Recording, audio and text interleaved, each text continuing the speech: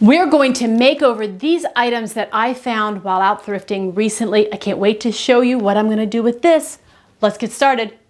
We're going to take this tote bag that I found for $3 and do something really cute with it. I can't wait to show you. This black stool just needs some love and attention. This picnic basket, say that 10 times fast, it just needs a little bit of help. This sun hat, yeah, we're going to do something with this too. This little hummingbird feeder is going to be the easiest. And I have a bonus project. I can't wait to show you what I'm going to do with this and these round pieces of wood. Let's start off with this tote bag. It was a good, solid, sturdy, canvas style tote bag and I loved it. I just didn't love the colors. I'm going to start by replacing the cover on the inside, and I'm going to kind of cheat. I'm taking some scrap grain sack reproduction fabric that I have left over from lots of upholstery projects, and I'm going to make a liner that I'm going to add to the inside to cover up all that red.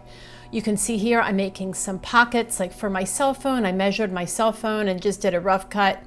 I put a hem at the top, and then I stitched around all three sides of the pocket, and I put a pocket on each side of the liner.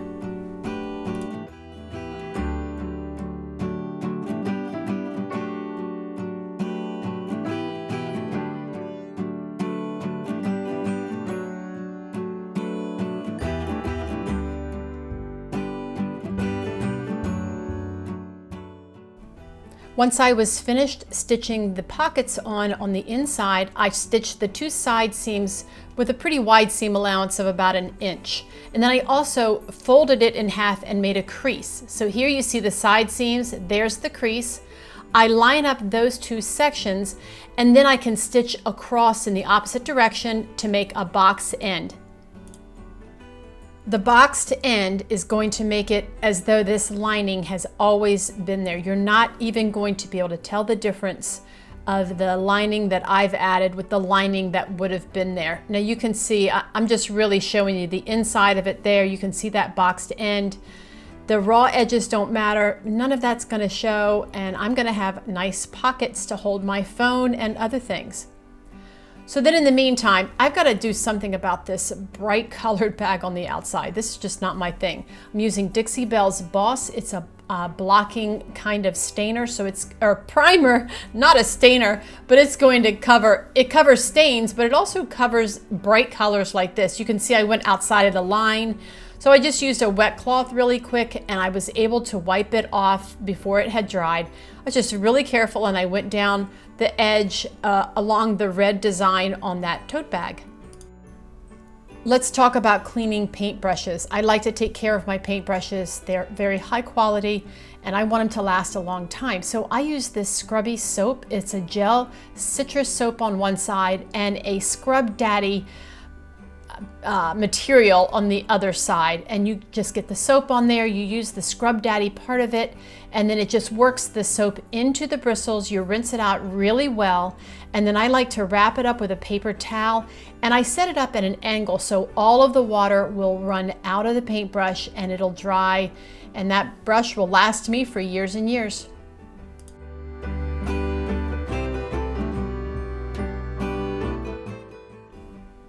I've wanted one of these Project Lazy Susans for so long. So my husband cut 2 circles of wood for me.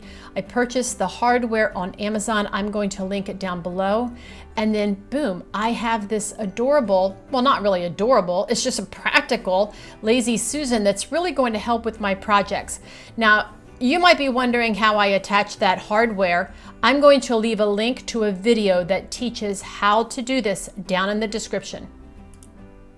All right, I told you that this little bird feeder, this hummingbird feeder, would be the easiest project ever. And this is all I'm going to do to it. I'm going to add red nail polish just to brighten up that color a little bit. Hummingbirds like the color red, so I want to attract them to this bird feeder. This is all I have to do. I'm just going to fill it with some bird food, hummingbird food that I already have, and I'm going to hang it outside and let the hummingbirds come.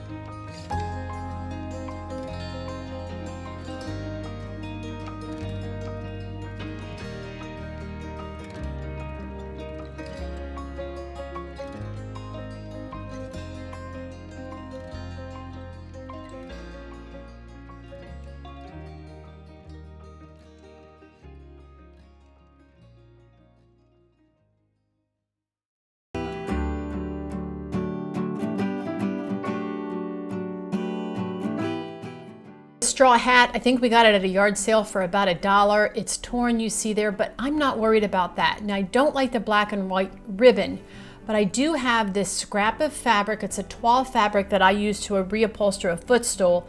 I cut it into wide strips, about 3 inches wide. Then I tied a bow, and I'm just going to change out that black and white ribbon. You see I cut it off, and then I'm adding this fabric ribbon all the way around. I'm bunching it up and hot gluing it on. I just want it to look loose and free. I didn't do any stitching along the long edge of this. I don't mind the ragged edge showing. To me, that just adds to the look that I like for our home.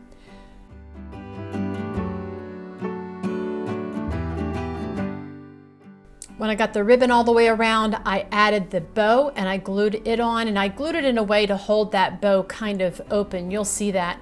I can't wait to show you where I've got this little straw hat hanging. It just looks so cute. Stay tuned to the end.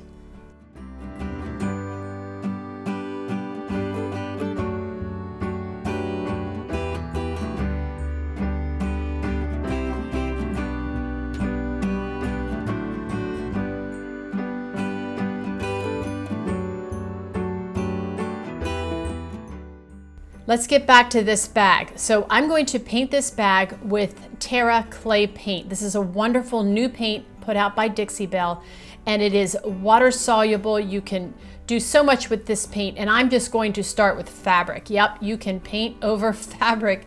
Isn't that wonderful? And look at the coverage of this. It is just unreal. You also see that I'm using my mister bottle, so I sprayed the bag down really well first, and then I put the paint over top. You want that paint to kind of soak in, and this Terra clay paint is going to soak into the fabric. While I have that paint out, I'm also going to work on this little stool. I sanded it down just to scuff it up because it was super shiny, and then I dampened a paper towel and I wiped it down so that I could get all that black dust off of the little footstool. And then I applied the first coat. You see I turned that footstool upside down. This is an easy way to just get all the parts and pieces painted. Here's the first coat. It looks pretty rough. I'm gonna let it dry and I'm headed out to my workshop. I've got this little basket, and you know what I'm doing here. I'm gonna bleach this basket. I didn't like the color and I wanted to lighten it. Plus, frankly, it just cleans any mildew that might be in that basket. This is a great way to clean it. But you wanna be safe about it. I'm wearing an apron so I don't get it all over my clothes. I'm wearing a respirator and also eye protection. I just wanna be careful, and I'm also doing this outside, not inside the house. Bleach is very strong, and those fumes in your house, that's just not good. I put a heavy coat on and let it dry overnight. Look at the texture that I created with that heavy Terra paint. It's really thick, so I could create all that texture. Look at that. I love how it looks. Okay, back to the bag. I hope you like skipping around. I sure do. It keeps things interesting. Anyway, I'm going to apply a transfer right over top of that paint. I found this vintage one. I'm going to link this supply, this transfer, and all the other supplies down below in the description. So be sure to check down below if you're interested in any of the products that I've used. But use this little tool. You just scratch it over top of the transfer paper, and the transfer on the other side just adheres to the surface. And yes, it adheres to that fabric bag. I was just so impressed how this is working. You'll notice too that I'm moving the backing paper just a little bit at a time. The transfer is very sticky, and I don't want it to accidentally stick to something that I'm not ready to transfer that onto yet. You'll also see that I just cut off a section because I've got to go around the curve of the fold in that bag. You'll also see that I have that blue silicone mold on top. That's just helping me to hold that transfer paper down while I work around that fold. That was a really great tip. By the way, I'll be using that mold in an upcoming video, so make sure you stay tuned. So I cut off that excess, and then I was able to turn the bag around and work directly on the bottom of this bag. I'm not too worried about it matching up.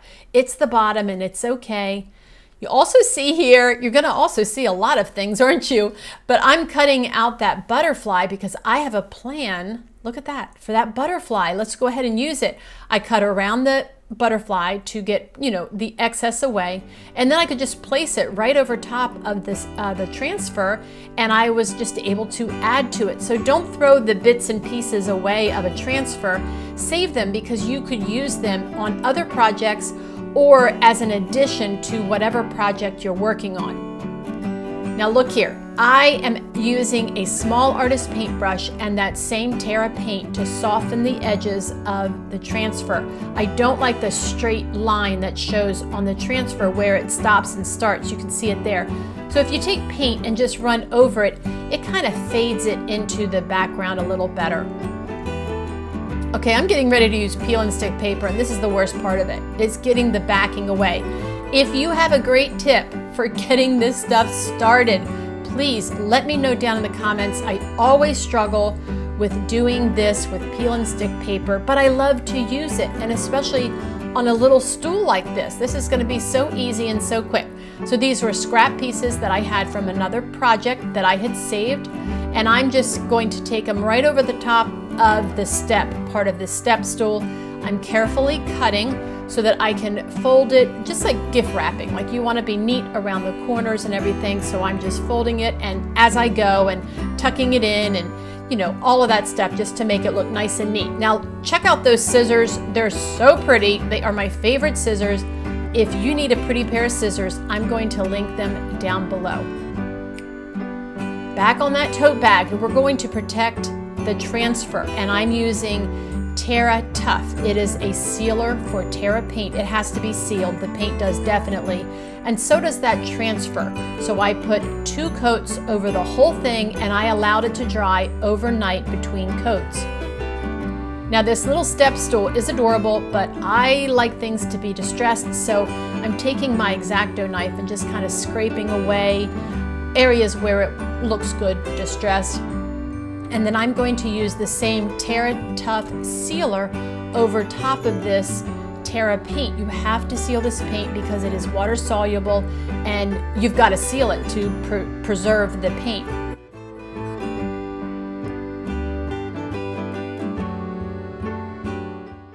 I allowed the bleach to sit on the basket overnight, and then the next day I rinsed it out with the hose really well and let it air dry in the sun all day. Then that night I brought it in and I used these leather pieces. These are leftover pieces from a leather working shop, and I made my own hinges. And you also see here that I repaired that. So what I did with that blue tape is I put some E6000 down and then I taped it shut because some of the weaving sections were coming apart. I clamped the leather after I applied the E6000, and I let this sit overnight as well. Now let's add this liner to this adorable tote bag. Aren't you loving how this looks? All right, clothespins are going to be your friend here if you want to do it this way. Now, maybe some of you are wondering why I didn't use my sewing machine to attach this. The bag is super heavy. I do not have a heavy-duty needle on hand. And I knew that I wasn't really sure if my sewing machine would go through it. To tell you the truth, it was really heavy fabric. So what I did was I used the clothespins to hold it in there, and then I moved them clothespin by clothespin, and I used E6000 to completely attach that liner to the inside. And then once that was done, I left the clothespins there to hold it. And then I went back with hot glue and I attached that trim and I let it dry and completely cool overnight. If you are interested in using that beautiful jute braid trim, I'm going to have it linked down below.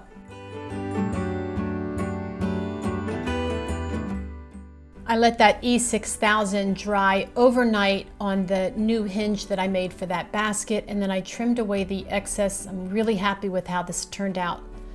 So here's the little stool in my pantry. Now I did a little makeover of our pantry a couple years ago. I'll link that blog post down below if you're interested in seeing it.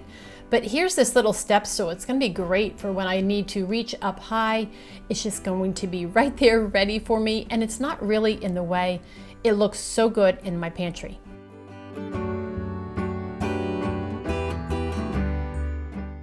Here's the star of the show, this tote bag. Oh my goodness. I'm loving how this tote bag came out. I cannot believe I only spent $3 on it and a few supplies. I didn't even use all of the transfers in the package, so I can use those transfers on other projects. Loving how this turned out. I'll be using this bag on a regular basis. It's kind of neutral. It's going to go with a lot of things. Let me know down in the comments if you've ever painted fabric like this, or if you've ever used a transfer on fabric, something like this here. I'd love to hear how your project turned out. If you're interested in trying out a project like this, I'm going to list the paint and the transfer down in the description.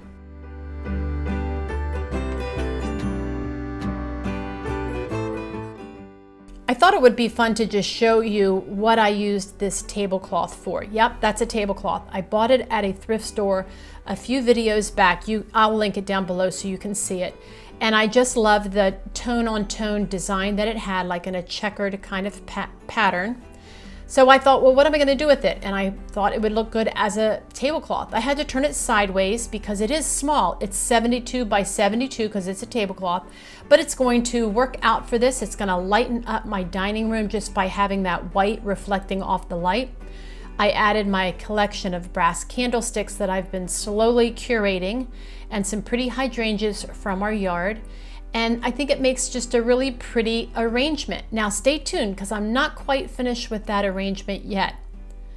Here's this straw hat. Oh, I can't wait to show you my front porch makeover. But in the meantime, I have this door on my front porch, and that's where I hung this little hat. I think it's so cute. And look what it's hanging on. That is a wooden caster from a piece of furniture. Isn't that adorable? An adorable way to hang a straw hat. I'll be sharing a full tour of our front porch coming soon, so you can see this wonderful little hat and a couple of other projects that I have ready for you. Be sure to subscribe so you don't miss it.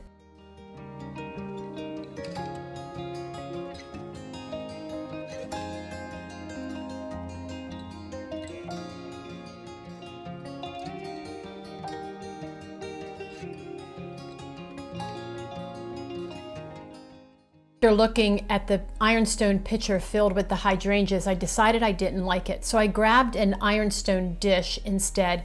I cut the stems down a little bit. I used that glass frog, and then I added the hydrangeas into that. I really like this low looking kind of arrangement. And take a look at those blooms. Aren't they stunning? That one blue one there in the front is huge. It's about the size of 3 softballs. I'm not even kidding. The colors are just so pretty. Even the ones that are dying just a little bit. See that brown on that one purple one? I love the look of that as well. I'm really loving how this looks. By the way, I made a huge mess, and my little dustbuster came in handy to clean it all up so I didn't have to take that tablecloth off. Or I mean that shower curtain. And here's our dining room. I hope you enjoy this kind of a look. It would be pretty, depending, you could just change this look very easily with the flower changes. I've got summer hydrangeas there, but it could be for Christmas, it could be for fall. And I'm going to get a lot of use out of this shower curtain turned into a tablecloth. Let me know down below what you think of my shower curtain repurpose idea.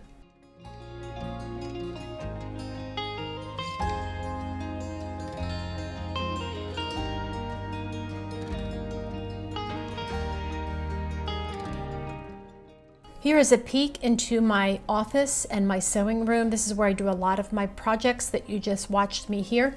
And I have to store a lot of supplies in here. I have camera equipment to store and all sorts of things. So I'm going to use this basket as my camera storage, at least for now. I'm trying to get this room organized. It's kind of a mess if you see it. Like if you saw the rest of the shelves, oh my goodness, it's a disaster. But this is a real workroom, and it's going to get messy.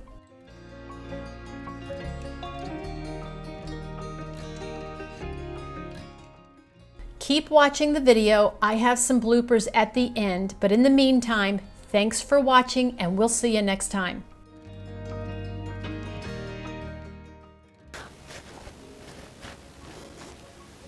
Okay, slow it down, and let's try that one more time. This is the hardest part. This is seriously the hardest part, is coming up with a thumbnail. I don't like this part of the video. So let's try this one more time. All right, I'm gonna try it with this bag.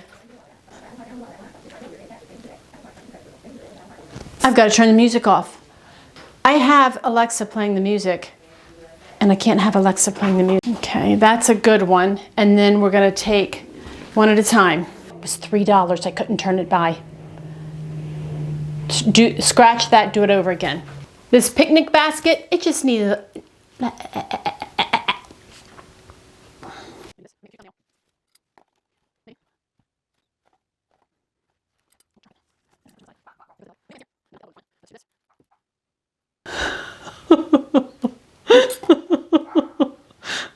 I feel so silly.